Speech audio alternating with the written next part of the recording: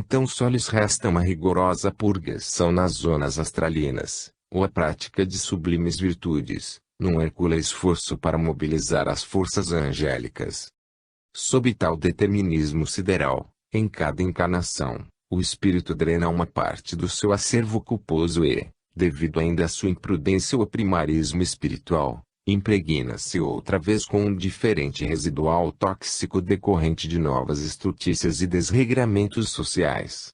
Lenta e implacavelmente, de existência em existência, de vida em vida, vai expurgando as suas cargas indesejáveis para os diversos corpos físicos, que lhe servem, em suas reencarnações, de instrumentos para a própria manifestação nos cenários dos mundos materiais. Ainda débil de vontade, e incapaz de suportar os sofrimentos lancinantes como as almas estoicas, o espírito, vítima do energismo da vida inferior, purifica-se dos seus pecados sob o automatismo da lei do karma, gastando alguns séculos e até milênios para se liberar definitivamente da mesma toxicidade perispiritual, que poderia drenar numa só vida carnal, caso conseguisse suportar o indescritível sofrimento.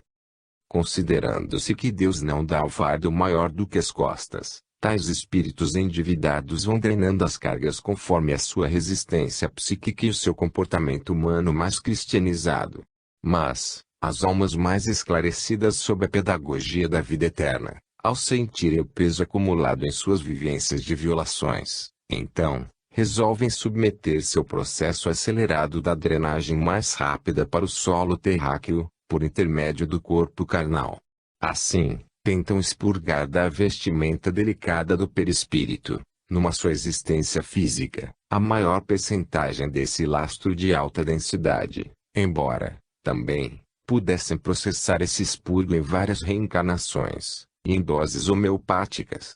À medida que se faz o envelhecimento físico, o magnetismo gravitacional da Terra atua, atraindo o conteúdo tóxico do perispírito, o que também concorre para aumentar o sofrimento e as dores, que deverão cessar fisicamente com o último suspiro de vida. Quando o espírito se submete conscientemente a esse processo tão mortificante, embora ainda esteja encarnado, pressente a sua necessidade purificadora. Por esse motivo, sabe-se de pacientes que se tomam conformados, alguns até otimistas, na certeza íntima de que todas aquelas dores acerbas têm uma finalidade transcendente e libertadora.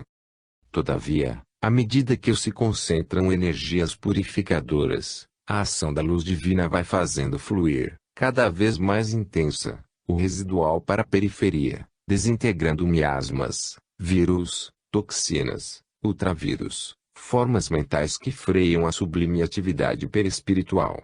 Enquanto o perispírito vai se liberando de sua carga virulenta, o desencarnado principia a sentir fluidos balsâmicos envolvendo numa sensação de conforto. Só, então, ele começa a compreender a felicidade de ter recusado o recurso derradeiro da eutanásia, e entende o porquê de tanto sofrimento.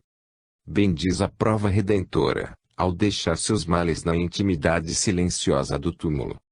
Pergunta: qual a conduta mais própria que devemos manter diante de nossos familiares acometidos de padecimentos dolorosos, males incuráveis, sem qualquer possibilidade de alívio?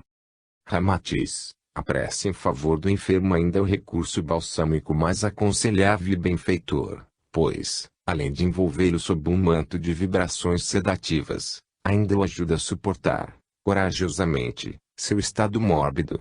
É o socorro psíquico capaz de aquietar a alma em dolorosa agonia e prestes a abandonar o mundo físico, porque a oração fervorosa não só produz clareiras de luz no ambiente, como facilita a interferência auxiliadora dos bons espíritos. É um banho vibratório, refrescante, acalmando o espírito do doente e ajudando-o a partir em paz para o mundo astral. Inclusive, proporciona o ensejo de vislumbrar mais cedo os familiares e amigos que o esperam nas portas do além-túmulo. Diante da morte do corpo carnal, ajuda o espírito eterno a libertar-se suavemente dos laços físicos. O desespero diante da separação física inevitável, os gritos e as revoltas íntimas dos familiares inconformados jamais impedem o desenlace já previsto pela implacabilidade da lei. Assim, Enquanto a prece traça fronteiras vibratórias na defesa fluídica e serve de auxílio psíquico, o agonizante pode desligar-se do casulo de carne, lembrando a ave que alça o seu voo, fugindo do solo em busca da amplidão livre do céu. Pergunta: afirma-se que a oração dos vivos, junto aos moribundos, pode, mesmo, ajudar aos próprios técnicos ou espíritos desencarnados. É exato? Ramatiz: realmente, os espíritos técnicos e assistentes de desencarnações, quando auxiliados pela prece, conseguem reduzir grandemente a cota de sofrimentos dos agonizantes, agravada pelos laços enfermiços dos familiares e amigos, bem como ajudam o expurgo final. As vibrações dinâmicas da oração ajudam a dissolver esses fluidos imantadores da mente dos familiares desesperados, e ainda ignorantes da realidade espiritual. Caso seja mesmo conveniente prolongar por mais tempo a vida do moribundo, proporcionando-lhe drenagem de maior lastro de toxinas e acentuando a purificação perispiritual, isso ainda é mais fácil num ambiente calmo e energizado, positivamente, pelo poder sublime da prece. O certo é que as angústias e a atitude inconformada dos amigos e familiares, na hora da desencarnação, produzem forças negativas, dificultando ainda mais a libertação espiritual. Pergunta: ainda gostaríamos de mais algumas palavras que nos esclareçam sobre o efeito sedativo e proveitoso da oração na hora constrangedora da morte. Seria possível? Ramatiz: a oração aquieta a alma e eleva o seu padrão vibratório, porquanto o instinto animal é superado pela sintonia do espírito aos planos mais elevados. Ela promove um estado de serenidade íntima, que ainda mais se engrandece e se dinamiza, ao se conjugar com as vibrações de outras almas ligadas pelos mesmos propósitos espirituais. Embalada pela prece, a alma do moribundo recompõe-se e desvencilha-se mais cedo dos laços que a ligam aos centros vitais do corpo físico. Aliás, é muito comum os desencarnados, mais tarde, lamentarem-se dos dramas assistidos e vividos junto ao seu leito de morte. Comumente, sentem-se bastante vexados, quando, devido à proverbial ignorância humana terrícola sobre a vida espiritual, tiveram um comportamento infantil e de imenso pavor na hora de a alma abandonar o seu uniforme carnal no educandário da terra. Em consequência, só a maneira pacífica, humilde e respeitosa com que aceitamos as dores do corpo e a separação provisória dos nossos familiares é que, realmente, é testemunho da nossa fé e confiança em Deus. Mas, se é criticável a tolice do tumulto primário em torno do leito familiar ou amigo, onde alguém deve partir para o seu verdadeiro lar, muito mais grave é quando médicos, sacerdotes ou familiares pretendem solucionar o problema da morte, com a própria morte antecipada pela eutanásia. Assim, liquidam prematuramente o enfermo, cujo sofrimento é justamente a preliminar da terapêutica psíquica que higieniza e purifica sua vestimenta perispiritual, a fim de chegar em paz e saudável ao ambiente do verdadeiro lar, o reino divino do Espírito Eterno. Capítulo 6. Aborto. Pergunta: sob a luz do Espiritismo, constitui crime a provocação do aborto, em qualquer período de gestação? Ramatiz: considerando-se o Espiritismo a doutrina codificada por Allan Kardec, sob a orientação dos espíritos superiores, cremos que o próprio codificador é quem melhor responde, quanto ao aspecto doloso ou não do aborto, conforme a seguinte orientação dos seus mentores: há crime sempre que transgredis a lei de Deus. Uma mãe, ou quem quer que seja, cometerá crime sempre que tirar a vida a uma criança antes do seu nascimento, por isso que impede uma alma de passar pelas provas a que serviria de instrumento o corpo que se estava formando. Sob tal consideração, verifica-se que a doutrina espírita é taxativamente contrária ao processo censurável do aborto, o qual impede o ingresso de um espírito no cenário do mundo físico, a fim de cursar mais uma série na proveitosa escola terrena de alfabetização espiritual. Lembra o aluno sequioso de aprender a ler e escrever para acelerar o seu progresso humano e realizar os seus ideais junto aos demais companheiros de jornada evolutiva, que se vê enxotado impiedosamente para fora do recinto, sem qualquer direito ou possibilidade de defender-se. Pergunta: Poderíamos supor que todo espírito sempre fica determinado para nascer através de certa mulher, previamente escolhida para lhe servir de mãe. Ramatiz, há leis, organizações, disciplina no além-túmulo. Portanto, todo o processo reencarnatório é estudado e programado pelos mentores espirituais, em todos os seus detalhes, progenitores, constituição física e mental, temperamentos. São mobilizados todos os recursos possíveis para que o espírito, ao retomar a matéria, tenha êxito em seu projeto de vida, inclusive, com várias soluções secundárias.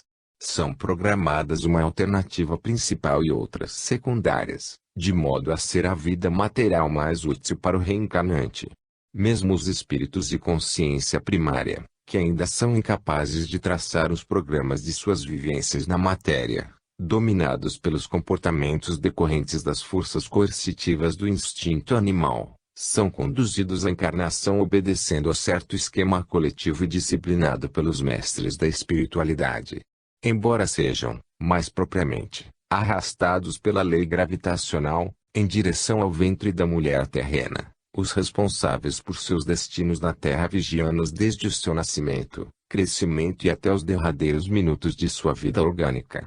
São entidades que ainda renascem à luz da existência carnal entontecidos e ignorantes de sua destinação espiritual e individualização no seio do universo. Pergunta: mas, sob qualquer hipótese, a futura mãe desses espíritos primários ou inconscientes fica obrigada a recebê-los em sua matriz uterina e a gerar-lhes um corpo físico? Ramatiz, conforme já vos esclarecemos, a reencarnação funciona num processo disciplinado e correto, sob a vigência irrepreensível da lei do karma. As atrações e obrigações espirituais dos encarnados e desencarnados dependem exatamente dos compromissos, das relações, responsabilidades, amor, ódio e culpas recíprocas, ocorridos nas vidas anteriores. Assim como o Celso Espírito de Maria, mãe de Jesus, encarnou-se na Terra, a fim de usufruir da sublime dádiva de gerar em seu ventre o abençoado corpo carnal para um dos mais sábios anjos do céu. É evidente que Agripina, mulher inescrupulosa, luxuriosa, desregrada, por sua afinidade psíquica, foi designada para servir de progenitora a um espírito nas mesmas condições, o imperador Nero. Sem dúvida, o compromisso gestativo foi estabelecido antes de Maria Agripina encarnarem. Embora a primeira fosse escolhida para ser a mãe do Cristo Jesus, enquanto a futura mãe de Nero foi determinada para receber em seu ventre o próprio adversário e comparsa de suas atividades orgíacas do passado. Pergunta: mas, no caso desses espíritos primários ou inconscientes de suas próprias encarnações físicas, suas progenitoras já partem do espaço cientes da obrigação de aceitá-los como filhos? Ramatiz: nem sempre as mães que geram corpos para espíritos primários e inconscientes assumem previamente um compromisso direto para cumprir tal encargo. Comumente, elas também são espíritos de pouca graduação sideral e, assim funcionam à guisa de verdadeiros campos gravitacionais afins, que atraem vigorosamente os espíritos semelhantes à sua própria estrutura. Hoje, a ciência admite existirem as forças gravitacionais, eletromagnéticas e as nucleares forte e fraca, mantendo os astros em equilíbrio, a estabilidade das substâncias químicas e da matéria densa, e também regem a atração eletromagnética ou gravitacional entre mães e filhos, pessoas e grupos, as quais poderíamos denominar de psicomagnéticas, mais fortes entre os espíritos das escalas evolutivas mais baixas. Mas além dessa atração, que funciona sob os impulsos da afinidade recíproca espiritual, também há espíritos abnegados, que aceitam a tarefa sacrificial e educativa de gerar corpos físicos para entidades primárias e até indesejáveis. No desempenho dessa missão desagradável, devem servir e educar pelo amor entidades hostis e indisciplinadas pelo domínio do instinto animal. Nesse caso, o espírito da mãe heroína desperta e desenvolve virtudes excelsas, melhorando seu investimento na conta bancária divina. Sem dúvida, trata-se de tarefa estoica e difícil, porém, sob a própria lei do amor, psicoeletromagnetismo, A criatura que ajuda o próximo, ajuda-se a si mesma. Pergunta: os compromissos assumidos por espíritos que deverão ser nossos pais ou filhos resultam de simpatias, acordos fraternos ou, apenas, devem submeter-se à decisão dos mentores do mundo espiritual? Ramatiz: é impossível expor-vos, nestas singelas páginas, a multiplicidade de motivos que podem aproximar e ligar os espíritos para se organizar o conjunto da família humana. Sob tal condição, há entidades que se unem por afetos e amizades indestrutíveis, cultivadas há milênios, enquanto os adversários, comparsas, algozes e vítimas, ligam-se por força dos efeitos odiosos dos conflitos e das frustrações pregressas. Em consequência, na formação da família humana terrícola, unem-se tanto as almas atraídas pela afinidade dos mesmos sentimentos, ou preceitos de sabedoria, como, também, se associam às entidades atraídas pela força disciplinadora da lei do karma. Pergunta: por qual razão não obrigam os mestres à reencarnação de espíritos relativamente evoluídos, contudo ainda rebeldes e refratários ao perdão das ofensas? Ramatiz: como sabemos, o processo gestacional é muito delicado, e tem início antes da concepção, quando são escolhidos os genes, e o encontro deles nos gametas para formar o ovo, a nidificação, o embrião, o feto e o parto. Fases sensíveis, que podem ser alteradas de forma destrutiva pela mente enfermiça, dificultando e mesmo impedindo, pela destruição, os elementos usados na gestação. Pergunta: é impossível um espírito rebelde e vicioso reencarnar-se no mundo físico sem o prévio consentimento dele? Ramatiz: nada é impossível ao Criador, que através dos espíritos superiores, usando de técnicas sutis ou mais avançadas, leva esses seres primários ao adormecimento temporário, para só despertar no organismo físico. Os espíritos amorosos e justos, segundo as necessidades do reencarnante e de seus grupos afins, suspendem por algum tempo o livre-arbítrio da individualidade imortal para cumprir com a lei da ação e reação, que é eterna. Por analogia, é um processo idêntico ao das prisões terrenas, cuja finalidade é reeducar o delinquente. Em quaisquer condições, as mães recebem amplo auxílio dos técnicos em reencarnação. Sobretudo, sempre há uma vigilância severa para que a mãe não sofra prejuízos de saúde em sua tarefa procriativa, nos casos de uma entidade que lhe foi comparsa de orgias, pilhagens, vinganças e outras atividades delituosas no passado. Em tal caso, o laço das afinidades que os une é o responsável pelo processo gestativo.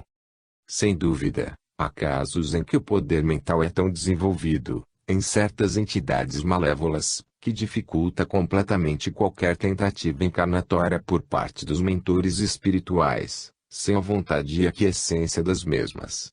São espíritos que exercem a sua atividade perniciosa e o poder mental deletério há séculos, ou milênios, nas regiões astrais inferiores. São os responsáveis pela figura do abominável Satã, o lendário inimigo de Deus e príncipe do mal. Mas, o bom senso diz-nos serem as maldades de Lúcifer e os sofrimentos do inferno mais inofensivos do que as torturas, a perversidade e as práticas animalescas do próprio homem. A clássica luta entre o bem e o mal ainda é um produto do estágio do espírito, no seu desenvolvimento da consciência individual durante a vida humana, quando ainda é dominado pela força indomável do instinto, sobrepondo seus elevados princípios da vida eterna. Aliás, os espíritos rebeldes, simbolizando os anjos decaídos, consideram o mundo material como cenário eletivo e de direito para sua atividade pervertida, enquanto acuimam as entidades cristificadas de ridícula aristocracia de afeminados. A hierarquia angélica, atuante sob o patrocínio do Cristo Jesus, não atrai, de modo algum, essas almas hipertrofiadas pelo instinto inferior, pois consideram amor e humildade manifestações ingênuas e improdutivas, que adulteram e inutilizam o poder do espírito. Apregoam ser o domínio do mundo carnal para os másculos, homens, e o infantil reino celestial para os tolos desfibrados pelo escravagismo divino. Pergunta: em consequência, Cada encarnação é disciplinada por um esquema de vida e mútuo compromisso kármico entre os espíritos que deverão constituir certa família terrena. Ramatiz, realmente, há um programa básico e disciplinador das encarnações dos espíritos comprometidos entre si por mazelas pregressas, no qual se delineiam os principais acontecimentos da vida física, e os objetivos das prováveis evoluções espirituais. Daí, o motivo de existirem certos destinos fatais e inexoráveis na vida dos seres humanos, causadores de dramas, tragédias e catástrofes, contrariando o merecimento e as intenções dos encarnados. Em verdade, ao chegar o momento nevrálgico de a criatura cumprir determinada cláusula do seu programa kármico, esquematizado antes de renascer, nenhuma força ou interferência extemporânea do mundo poderá desviar ou modificar o acontecimento previsto. Malgrado as revoltas, os desesperos e mesmo as acusações contra Deus. É sempre o esquema pré-encarnatório desenvolvendo-se em suas etapas previstas no espaço e aceitas pelo grupo de almas interessadas na composição da mesma família terrena. Antes do renascimento físico, os mentores da espiritualidade sugerem as atividades terrenas e os procedimentos educativos mais proveitosos à renovação espiritual dos seus pupilos. Eles assinalam as aflições, dores e enfermidades que, embora façam sofrer, despertam os impulsos superiores, afastam dos vícios e enfraquecem as paixões escondidas no espírito, induzindo ao prazer transitório, mas nefasto. Ninguém se diploma para a angelitude antes de sua iniciação através da porta estreita das vicissitudes, dores, mortificações e desilusões da vida física, porquanto o espírito do homem encama-se como escravo da carne e, paradoxalmente, deve aprender a libertar-se conscientemente desse mesmo jugo indesejável. Pergunta: existem pessoas incrédulas que ironizam esse cuidadoso planejamento de se disciplinar os espíritos em suas encarnações terrenas. São homens descrentes do mundo espiritual, e julgam a vida física um produto de incessante adaptação por atividades ocasionais, decorrentes, simplesmente, de etapas e fatores produzidos por uma causa inicial, mas sem qualquer base inteligente. Que dizeis? Ramatiz: a ciência é hoje experimental, seguindo modelos próprios, e tudo aquilo que não pode ser medido e repetido inúmeras vezes não fará parte de seu acervo. Ela deixa para a filosofia a razão de ser e a causa primeira de todas as coisas. Porém, há um cientismo positivista, que simplesmente não considera os chamados mistérios da alma e, juntamente com os ateus materialistas, critica e ironiza os crentes pelo seu preguiçismo inconsequente, gerador de um modo de vida conformista com a miséria em que vivem, na crença de serem os futuros habitantes do céu, para isso bastando-lhes cumprir as ordens de seus guias terrenos religiosos, padres, pastores, médiuns, mestres, e toda uma falange de cegos a guiarem outros cegos.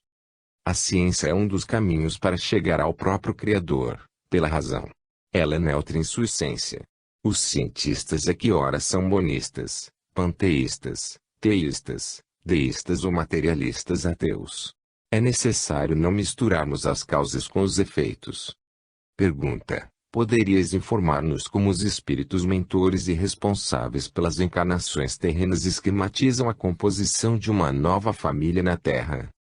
Ramatiz: se temos um exemplo peculiar na sociedade atual, os desajustes dos casais e as consequentes separações. A um plano de resgates mútuos entre os cônjuges e a prole, mas, os erros, ódios e vícios do passado tomam a vida como um impossível e a prova é suspensa até outra ocasião, e a todos são dadas novas experiências vivenciais, que melhor se adaptem ao planejamento global evolutivo.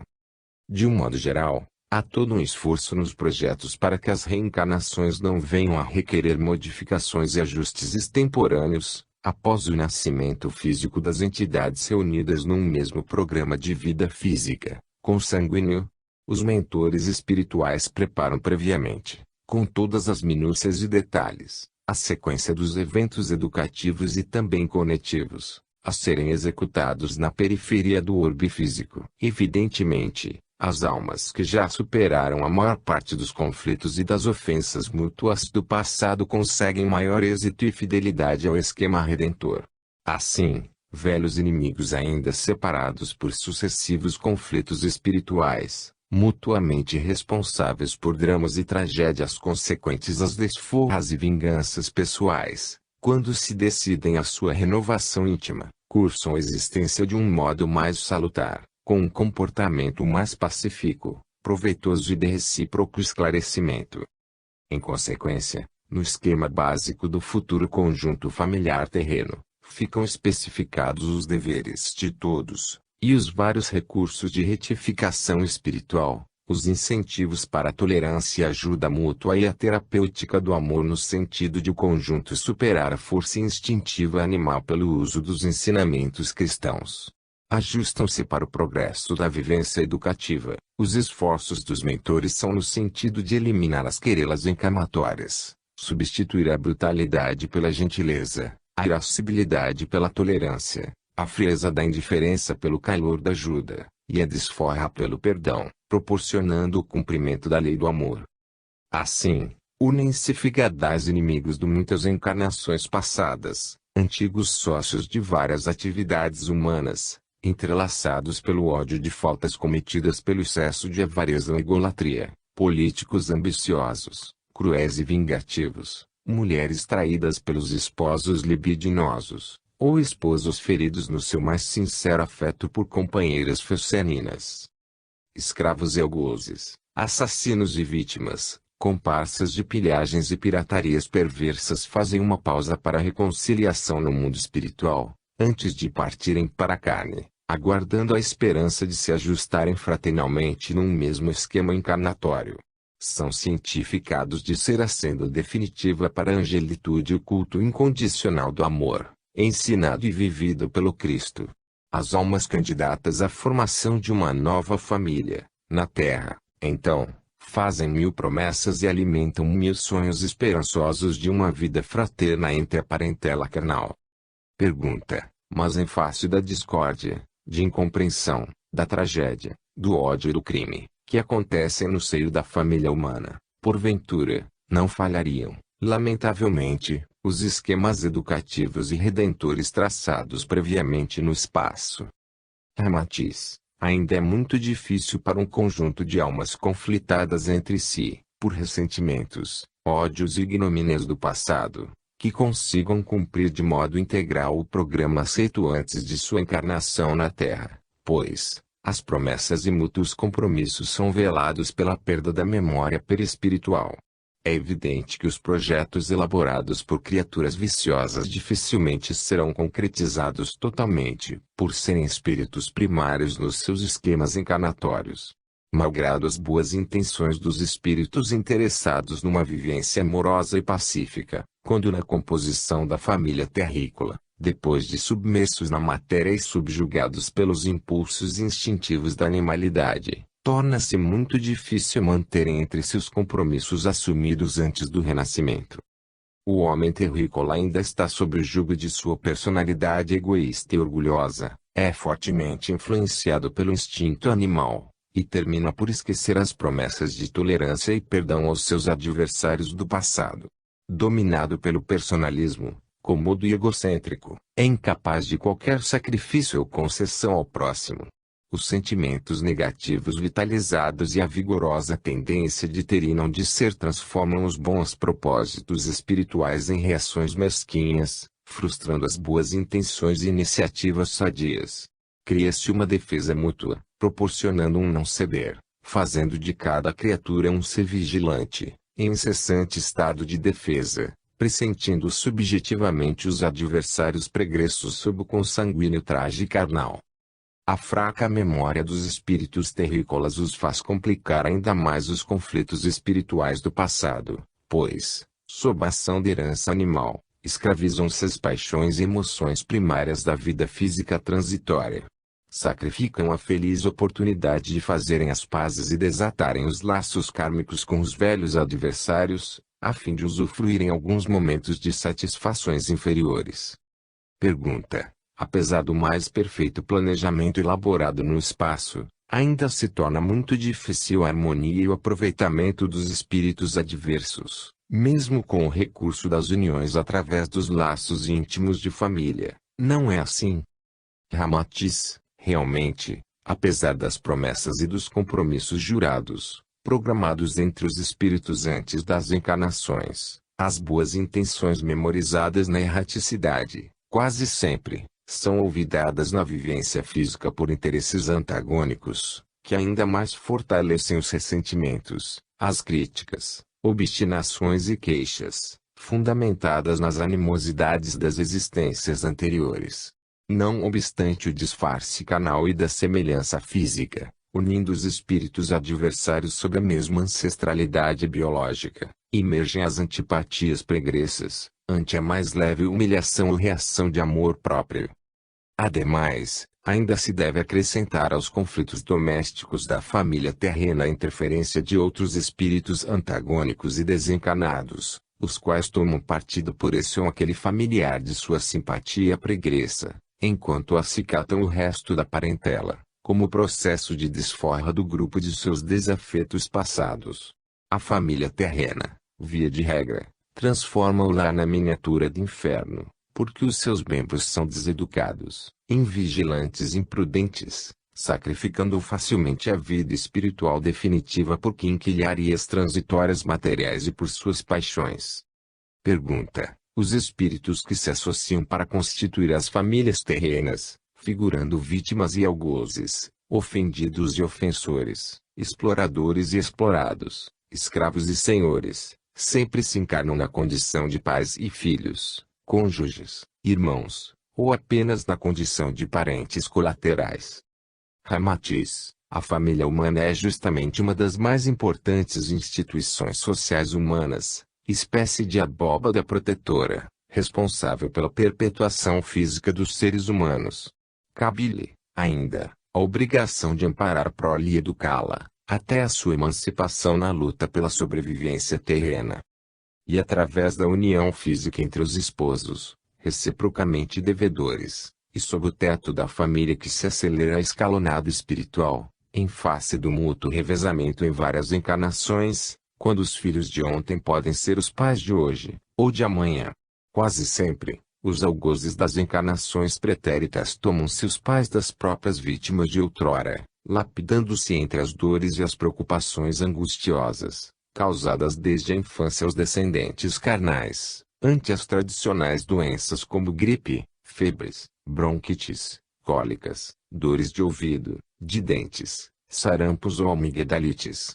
Os perigos de contágio, as epidemias periódicas ou as enfermidades estranhas causam sustos e temores nos pais aflitos, que sofrem por ignorarem que as aflições junto ao leito das próprias vítimas do passado diminuirão suas dívidas encarnatórias. Graças à sabedoria das leis eternas, apagando as lembranças do passado, os culpados de ontem terminam vinculados às suas vítimas, sentindo no imo da alma todas as agonias que elas enfrentam na existência, aprendendo a sublime lição de amar e servir. Através dos organismos carnais, gerados pela herança biológica da mesma família, os inimigos e comparsas de existências anteriores intercambiam as lições de afeto, desimantando-se, aos poucos, da frequência do ódio ativado pelas desforras e atrocidades pregressas. Pergunta: embora os pais e filhos possam ser adversários ferrenhos do passado, qual deveria ser o comportamento mais adequado para mais brevemente se ressarcirem das culpas recíprocas?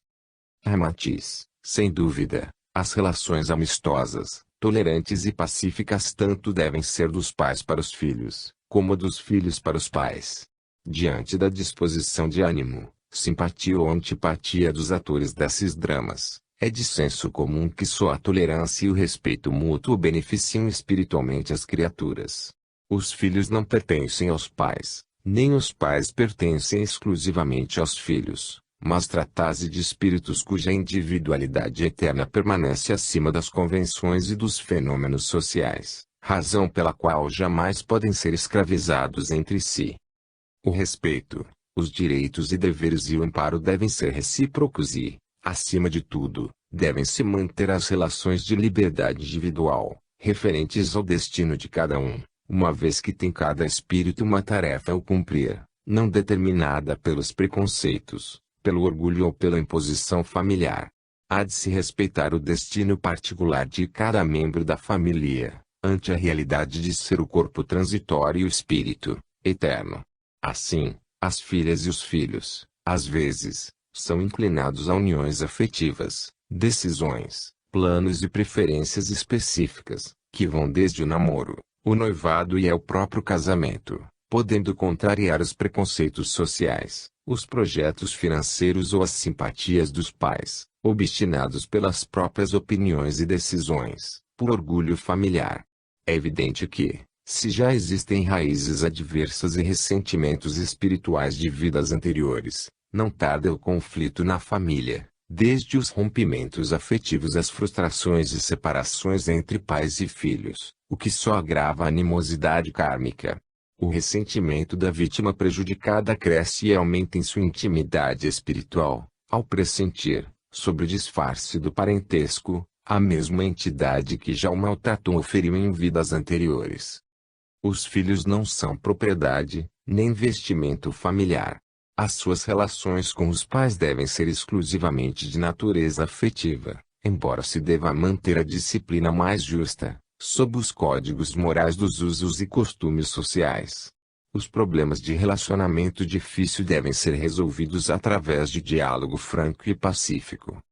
A Terra ainda é uma escola de educação espiritual, onde convivem grupos de espíritos amigos e inimigos, vinculados pela ancestralidade biológica consanguínea. Assim, apesar do seu passado espiritual trágico, dramático ou culposo, esquecido, porém, vivo na intuição mental, é imprescindível que esses espíritos em conflito, mas disfarçados pela máscara corpórea atual, permaneçam disciplinados tanto quanto possível, mantendo fraternal amizade disciplinadora no banco escolar terreno. As lições de vida humana produzidas pelo sofrimento e pelas vicissitudes do mundo são do interesse de todo o conjunto da humanidade, porquanto, na hora dos exames finais, cada um estará sozinho consigo mesmo e a graduação espiritual decorre exclusivamente da própria conduta. Malgrado os próprios pais possam ser espíritos algozes do passado, devem fazer jus à compreensão e à tolerância de suas vítimas, agora transformadas em filhos, que já lhes ficam devendo a dádiva do corpo carnal recebido, para também lograrem a melhoria espiritual. Por esse motivo, o nascimento na escola terrícola é um ensejo sublime de redenção humana, enquanto o aborto delituoso é uma infração da lei, destruindo a possibilidade da mais breve reconciliação entre espíritos adversos de encarnações anteriores. Pergunta: desde que a própria sociedade egoísta e requintada pouco se importa quanto à vida ou morte dos filhos alheios, o aborto não seria tolerável, quando praticado pelas criaturas infelizes e malogradas, o que, muitas vezes, lhes parece a solução mais sensata. Ramatiz: sem dúvida, o aborto pode ser encarado sob diversos aspectos e causas diversas, devido a interesses pessoais, problemas econômicos, imprudências sociais, medo, comodidade, perda de estética física ou, mesmo, por crueldade materna. Aliás, ainda o aborto fruto de certa vingança espiritual. Quando o ódio impera no subjetivismo da alma milenária, ao pressentir em gestação, no seu ventre, o adversário pretérito, expulsa-o, dominada por estranho rancor. Embora ainda ignorante das causas dessa aversão instintiva e profunda no seu ser, a mulher não suficientemente cristianizada jamais admite gerar um corpo físico para quem a magoou no passado. A presença do espírito adversário em suas entranhas atiça-lhe as reminiscências pregressas, evocando a tragédia, a loucura ou, até mesmo, o suicídio, ocasionados pela ação do outro em sua vida mental e espiritual. Pergunta: qualquer tipo de aborto é sempre condenável à luz da vida espiritual? Ramatiz: naturalmente, pois, sempre um infanticídio, e está escrito, não matarás. Porém, as leis humanas são reflexos das espirituais e, se examinarmos os códigos legais, vamos encontrar as circunstâncias atenuantes e agravantes de mesmo termo por justa causa. São agravantes os motivos fúteis, a estética materna, o controle da natalidade e o temor da não aceitação do grupo social. Podemos considerar como atenuantes o fato de certas culturas não admitirem os deslizes de seus componentes femininos, e o caso de suicídios diante das pressões psicológicas. Ainda poderíamos citar os casos de senhoras casadas que, por contingências da vida prevaricam, e o nascimento do fruto do descuido ocasionaria um rompimento familiar, com graves consequências à prole e ao outro cônjuge. E admissível um aborto terapêutico, quando a gestação não tem condições de chegar ao fim, porque a doença materna é mortal, e a única maneira de salvar, pelo menos a mãe, é o aborto. Também incluiríamos, com alguma ressalva, os casos de fetos anormais, cuja patologia não lhes permitiria viver, e estão prejudicando a saúde da mãe, pondo em risco sua vida. Muitas vezes, na espiritualidade, fazemos projetos corajosos e sublimes. Entretanto, no retoma carne, velhos vícios, medos, emoções e paixões ainda não dominados afloram e nos levam a deslizes. Mas, se as leis humanas são sábias e justas em cada época evolutiva, procuremos visualizar a divina, que, além de ser justa e equânime, é tolerante e bondosa com nosso primarismo espiritual. Evidentemente, não deve ser acusada e condenada a mãe que se submete ao aborto terapêutico, intervenção cirúrgica que procura salvá-la, embora deva sacrificar o filho nascituro. Sob tal condição, deve sobreviver a mãe, em cujo corpo a natureza trabalhou mais tempo e já assumiu inúmeras obrigações e vínculos de responsabilidade na existência física. Ademais, o que identifica e caracteriza profundamente a culpa das mulheres, quando malogram propositadamente o nascimento de um ser, é a sua decisão íntima de abortar, no sentido de se ver livre do filho intruso em crescimento no seu ventre. No caso do aborto pela intervenção médica e com o objetivo de salvar a gestante, é claro não ter a própria mãe a intenção de praticar tal ato frustrante e, comumente, ela ainda sofre a dor de perder o filho aguardado com extremo afeto e ansiedade. Pergunta: no caso de a mãe paupérrima praticar o aborto, quando já é responsável por uma prole numerosa e enfrenta grandes dificuldades para sobreviver, não seria isso motivo justo? Assim mesmo, cabe-lhe a obrigação de prosseguir até o parto, embora o novo filho possa tornar-lhe a situação ainda mais calamitosa, sem qualquer ensejo de educação ou existência sadia. Matiz: conforme esclarecemos, nem todos são julgados de maneira inflexível. Cada delito ou equívoco humano é tratado segundo o grau de responsabilidade e entendimento espiritual. Ademais, existem fatores ou circunstâncias que também levam a mulher a abortar por culpa ou indução de outras criaturas. É o caso das mães solteiras, dominadas por homens feceninos e delinquentes, as quais são obrigadas a se desfazerem dos filhos, para evitar-lhes comprometimentos pessoais. Mas, como pagarão até o último ceitio os débitos da economia do mecanismo da vida, os responsáveis pela coação abortiva também deverão enfrentar o julgamento agravado pelo prejuízo a dois espíritos, mãe e filho. A mulher que aborta obrigada pelo marido, amase-o sedutor, sendo incapaz de opor-se à vontade dele mais vigorosa, não pode ser julgada espiritualmente pela mesma culpa que deve sentenciar a madame rica e farta, ao livrar-se do filho intruso para evitar a deformação do corpo ou algum escândalo público. Contudo, é certo ter a mãe pobre e capaz de cumprir até o final o resultado de sua própria vontade sexual, e dar vida a um novo ser, os méritos espirituais, sendo agraciada com créditos a serem usufruídos na próxima encarnação. Diante dos fatos dados pela ciência como explosão demográfica, levando, em épocas futuras, à extenuação energética do planeta, bem como do primarismo do homem dominado pelo instinto do prazer, há toda uma indústria científica para a anticoncepção. É um recurso usado pelas populações, a fim de evitar o crime de aborto. Entretanto, existem os métodos anticoncepcionais contrários à natureza humana, como os hormônios, os dispositivos mecânicos, as mutilações cirúrgicas, e os mais naturais, como a abstinência sexual, e uso das tabelas dos dias férteis e inférteis da mulher. Perante a lei da vida, cujo objetivo maior é a evolução de todos os espíritos, o meio mais lícito é a continência sexual. Assim fazem os animais, guiados por essa força chamada instinto, que só procriam no período do cio, para manter as espécies em equilíbrio biológico. Em consequência, o aborto praticado pela mãe pobre ou rica, no seio da miséria ou da riqueza, é sempre censurável sob as leis da vida, porque se trata de uma violência intempestiva, implicando uma série de prejuízos e alterações, desde o mundo espiritual até o terreno. O fato é que a mãe rica, pelas suas condições, tem a obrigação de dar à luz o filho e criá-lo, por não lhe faltarem os meios necessários para o êxito dessa nova vida. A mãe pobre, mesmo diante das dificuldades para cumprir o dever da procriação, tem o merecimento da coragem de não temer a miséria.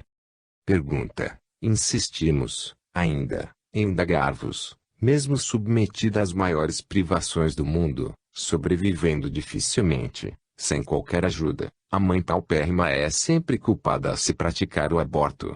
Não lhe cabe nem o direito de decidir pela solução de abortar, ante a angústia de procriar um filho para a nudez e a fome. Ramatiz, que seria do mundo, caso Maria de Nazaré resolvesse abortar o seu filho Jesus, só por causa de sua pobreza? Ela não sabia se teria o pão do dia seguinte. Quantos artistas sublimes da música, da pintura e da escultura, ou servidores da ciência humana, teriam deixado de existir, não trazendo aos sentidos humanos a beleza da cor, a harmonia dos acordes ou a estesia da forma, caso suas progenitoras indigentes os tivessem abortado pelo medo da miséria? Seja qual for a opinião do mundo, justa ou injusta, racional ou emocional, o certo é que, após se iniciar a gestação, e apesar das justificativas de problemas sociais, financeiros, econômicos, é sempre um agravo interromper o curso criativo. Ainda, supondo-se que o nascituro venha a se extinguir pelas forças agressivas e precárias do meio ambiente, a mãe cumpriu o seu dever e redimiu-se perante a lei. Conforme já vos dissemos, o aborto só é lícito em casos excepcionais, como quando periga a vida da gestante a ser salva pelo médico, embora com o sacrifício do feto. O destino de qualquer criatura é previamente traçado antes de sua encarnação e a administração divina jamais elabora programas absurdos, injustos ou impossíveis. Não cabe à mãe, ou aos demais, decidir se o aborto é mais salutar nos casos de dificuldades sociais, econômicas ou mesmo de instabilidade civil. O espírito que se materializa no ventre da mulher terrena, apesar de onerado por mil dificuldades, há de viver e cumprir o destino, que é o resultado específico da soma das virtudes e dos vícios perpetrados em suas encarnações anteriores. Mesmo nascituro atirado numa lata de lixo jamais perecerá míngua, caso seja do seu projeto sobreviver e emancipar-se no seio da maior pobreza do mundo.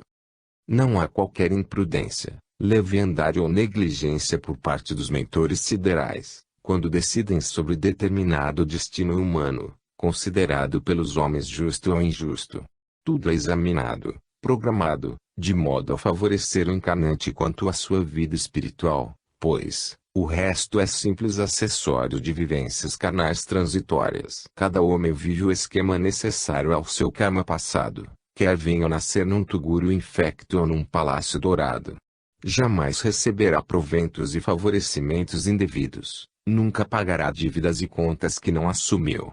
O ventre materno é, tão somente, a câmara de materialização do espírito encarnante, o qual mobiliza as energias etéreo-físicas do mundo e, ali, confecciona o traje carnal para frequentar a escola terrena. Todo aborto não justificado por uma razão importante é sempre violência e crime, frustrando um curso benfeitor. É insensata a mulher que resolve eliminar o fruto resultante do seu próprio prazer, só porque isso lhe traz incômodos, desprestígio social, críticas públicas ou vivência onerosa na existência física tão passageira. Terminada a gestação e entregue o resultado à luz do mundo, a mãe ainda pode ser algo culpada, caso não cuide da sobrevivência daquele filho, mas, é bem menor o seu delito, quando não pratica o aborto, mesmo diante da dificuldade, Porque da vida física do filho os fardos se encarregam. Pergunta: e quanto à mulher prostituta, que por força de sua condição abominada pela sociedade, ou pela impossibilidade de criar o filho, pratica o aborto na luta pela sobrevivência? Ramatiz: a lei não julga com medidas diferentes a mulher que é prostituta e a que não é. No tocante à condição de mãe, ambas são disciplinadas pelos mesmos preceitos, nos quais não há qualquer diferença entre a mãe prostituta ou a mãe digna. O processo de criar um corpo destinado previamente a certo espírito encarnante é uma tarefa assumida antes da própria encarnação pela mulher terrena. O aborto é, no Código Penal da Espiritualidade, crime infamante, porque destrói um organismo indefeso, e já servindo a um espírito em descenso reencarnatório. Toda gestação, aí na Terra, é vinculada no espaço a um programa kármico coletivo, desenvolvido através de séculos e séculos, reajustando e redimindo adversários dominados pelo ódio, pela vingança e por faltas recíprocas.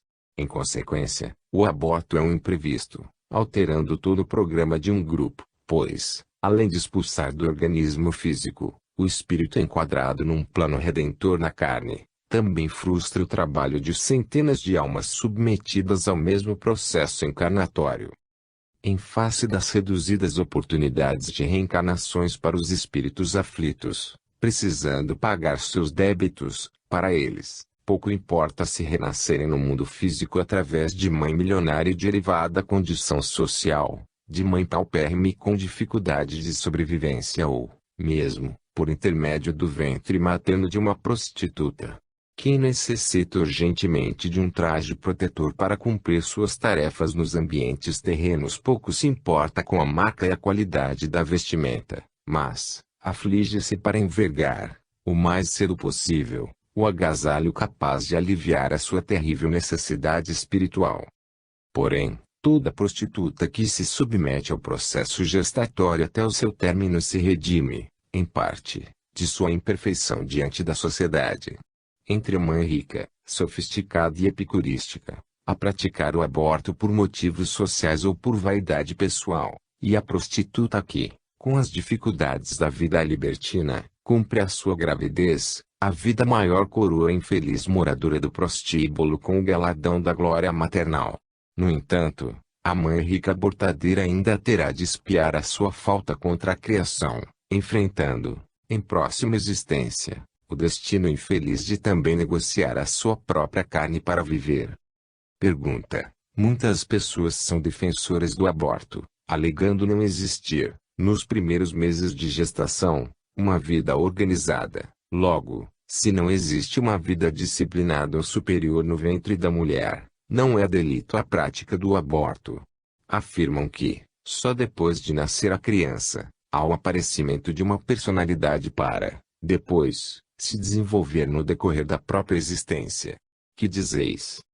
Ramatiz: nenhum julgamento científico, ou dos entendidos, pode ser levado a sério, caso seu autor desconheça essas três premissas fundamentais: vida imortal, lei do karma e reencarnação. Qualquer opinião sem o conhecimento da vida real da individualidade imortal é absolutamente falsa, incoerente e sem fundamento plausível. Mesmo o dogma católico de que a alma do homem só se incorpora no corpo carnal na hora do nascimento é falho, porquanto existe vida e não se justifica o aborto do nascituro. Seria absurdo o fato de se gerar uma vestimenta de carne para uma alma, sem que ela mesma escolha o tipo da fazenda. Portanto, se a alma existe mesmo antes da formação do corpo carnal, obviamente, esse organismo é produto de um plano, ou esquema antecipado, no qual a futura mãe já está comprometida, e será culpada por fugir à responsabilidade de criá-lo. Mas, a realidade espiritual ainda é bem mais severa, porque o corpo carnal do homem não é simplesmente o traje físico, envergado pelo espírito para manifestar-se no mundo material, é a materialização de si mesmo, traço por traço, célula por célula, órgão por órgão. O organismo físico, em consequência, é o traje vivo, em progressiva materialização no orbe terráqueo, dentro do ventre da mulher. Reafirmamos ser o aborto provocado causador de lesões profundas, traição, irresponsabilidade ou crime de espírito da mãe, a qual partiu do espaço prontificando-se a cumprir essa tarefa, a fim de resgatar suas culpas passadas e auxiliar o espírito encarnante no seu retorno à vida física. Não há justificativa para se liberar o aborto, sob a alegação de não existir vida superior ou individualidade nos primeiros meses de gestação. O feto, em incessante transformação, é, na verdade, o próprio espírito a se plasmar na figura do sublinhado homem terrícola. Não se trata de justificar as condições fetais, mas a interrupção de uma vida planejada e ativada desde o além, para se manifestar na forma de um ser, à superfície do mundo físico que, tanto poderá ser um flagelo, como um benfeitor da humanidade. Pergunta: qual é a mais grave repercussão do aborto no mundo espiritual? Ramatiz: sem dúvida, é a violência, a perda de tempo e energia desperdiçada num projeto cuidadosamente elaborado para um espírito materializar-se na Terra e ressarcir-se das culpas passadas, cujo remorso aflige constantemente na vida astral. É impossível, para o homem encarnado, avaliar o sofrimento e o desespero da alma, quando a mãe lhe destrói o organismo carnal, destinado a servir-lhe de instrumento apropriado para se livrar mais breve dos seus desvios pregressos.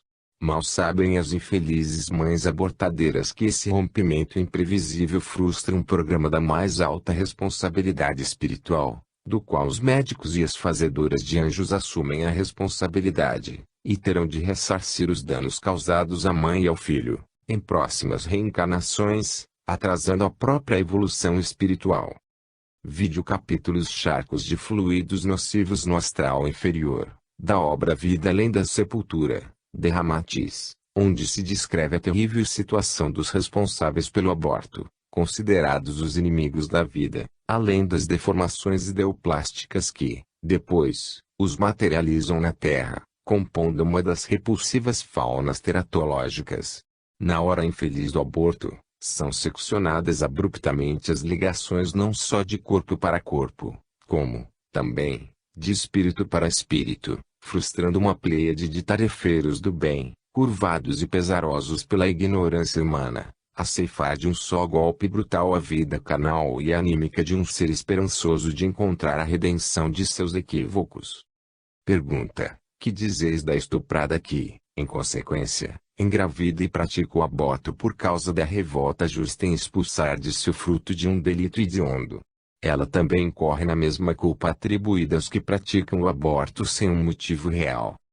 Ramatiz: cada existência humana, já o dissemos, é um enredo elaborado e decorrente de acontecimentos vividos no passado. Não há, jamais, um fio de cabelo de injustiça por parte da lei kármica. A criatura humana passa sobre o planeta colhendo os frutos saborosos ou insulsos da má sementeira anterior ou, então, usufruindo dos benefícios da boa sementeira do passado. Nenhum acontecimento, fato ou vicissitude ocorre sem algum fundamento kármico geratriz, em encarnações anteriores. Embora se verifique certa fatalidade nas vivências humanas, não há, propriamente, um destino implacável e insuperável, o qual é sempre decorrência de um programa previamente elaborado pelos próprios personagens do drama terrícola, sob a assistência de entidades superiores, e esses quadros aflitivos e acontecimentos trágicos ainda proporcionam a devida educação superior espiritual. Aliás, em obra anterior, expusemos que o próprio homicida não fica predeterminado a ser assassinado na próxima encarnação, mas, por força de sua índole inferior, e atraído para viver no seio de assassinos. Em verdade, quem mata elege-se para viver num ambiente ou coletividade afim à sua natureza criminosa, assim como o pintor, o músico e o escritor, na Terra, buscam-se, entre si, pela lei de afinidade, e passam a viver mais propriamente em grupos eletivos. Evidentemente, a mulher que sofre o estupro, e ainda a infelicidade de ser fecundada, malgrado ser vítima de revoltante ignomínia de um indivíduo desnaturado, demonstra encontrar-se desprotegida pela própria lei infringida por ela no passado, quando provocou desditas semelhantes. A ação corretiva ou exemplificadora da lei da vida não implica uma injustiça, porquanto é do conhecimento do homem que a semeadura é livre, mas a colheita é obrigatória, o que a criatura sempre recebe segundo as suas obras. Não obstante quaisquer justificativas ou revoltas íntimas contra o fato, ainda cabe à mulher infelicitada e inconformada a tarefa de dar à luz o filho do tarado sexual, para redimir-se de culpas pretéritas. Sem dúvida, foi apanhada pela lei no momento oportuno, pelos laços expiatórios, para saldar débitos passados.